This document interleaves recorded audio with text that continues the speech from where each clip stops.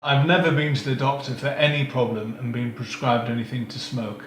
And I'd be slightly surprised if I did go to the doctor and he gave me something and said, if you smoke this 4 times a day, it'll help you.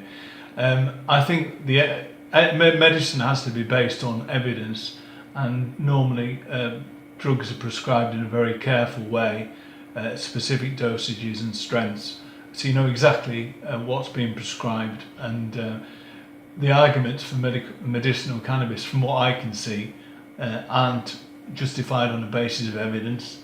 I'm sure smoking cannabis can help to relieve symptoms. I'm sure taking heroin probably could take away some of the symptoms.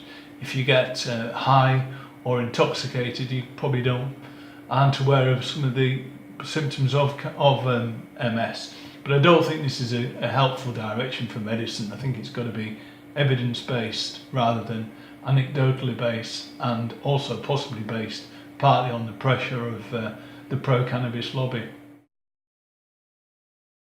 Most symptoms can be treated by existing drugs. That's what I find to be the position. I mean, obviously some people who have a more progressive stage of the disease are in a lot more difficulty than I am, and in which case I can't really comment on how effective the drugs are for them. But there are treatments available for every stage of the disease.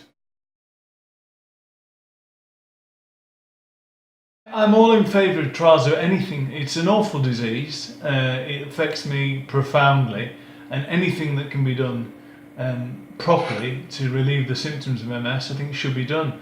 I'm not against any treatment if it's based on evidence, solid evidence, and it's rigorously tested. And I don't mind myself being the subject of those tests. I'm quite happy to participate in any medical trials, because it is a terrible disease, and if we can help to alleviate the symptoms and restore some dignity to people's lives, then I'm all in favour of it. So I'm not opposed to drugs at all, and I'll use whatever I'm prescribed properly from doctors.